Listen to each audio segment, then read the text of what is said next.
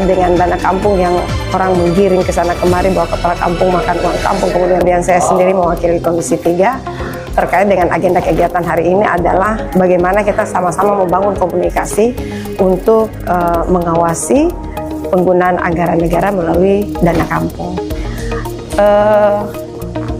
Perwakilan 5 kampung luar biasa, mereka lengkap hadir. Artinya mereka mau ada satu perubahan terkait pembangunan dan segala macamnya. Kita perlu tahu bahwa sumber persoalan apa yang ada di dalam kampung itu sehingga bisa terjadi sesuatu yang tidak kita inginkan.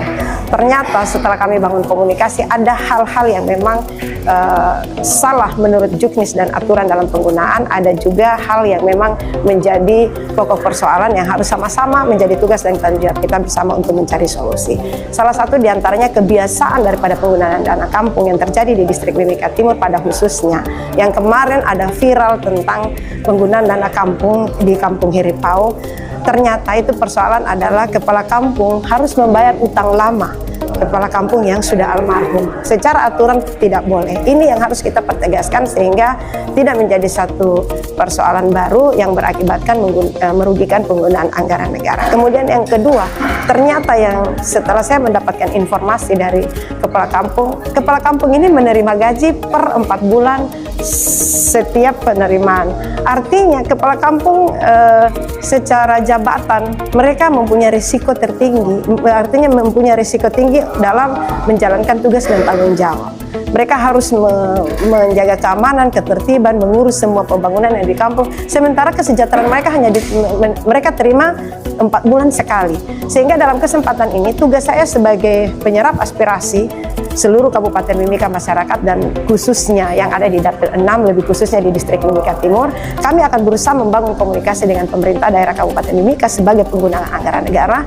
Mungkin bisa diatur dalam Perbub untuk mereka menerima kesejahteraan mereka itu setiap bulan, karena secara kekuatan hukum mereka di SK-kan oleh Bupati, sehingga kesejahteraan mereka bisa disamakan oleh bersama mungkin honor-honor dan segala macamnya yang berlaku SK Bupati. Dalam kesempatan ini saya berharap dengan adanya pertemuan-pertemuan seperti begini kita lebih meningkatkan lagi sehingga adanya persoalan ini tidak bertumpuk terus kemudian booming baru kita kaget bahwa ada persoalan. Tetapi kalau kita membangun komunikasi dari awal, kita mengkawal segala apa yang menjadi tugas kita, saya kira persoalan itu lama-kelamaan dia akan selesai. Harapan saya ini bukan langkah awal kemudian akhir, tetapi bagaimana kita lebih bekerja sama dengan semua stakeholder, baik kejaksaan, pengadilan, kepolisian, pemerintahan dari tingkat tinggi sampai ke kampung, sehingga penggunaan anggaran negara itu tetap dikontrol, digunakan,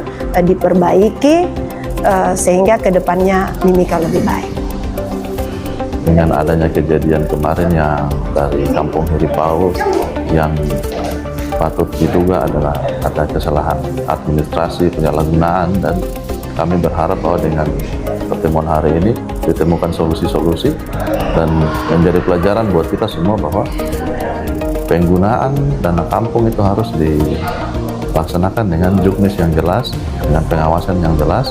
Nah, di sini saya hadir bersama Ibu anggota Dewan Komisi 3, kita melaksanakan tugas kami dalam mengawasi, dan kami meminta juga kepala distrik dan kepala kepolisian sektor untuk menjadi bagian dari itu, menjadi bagian dari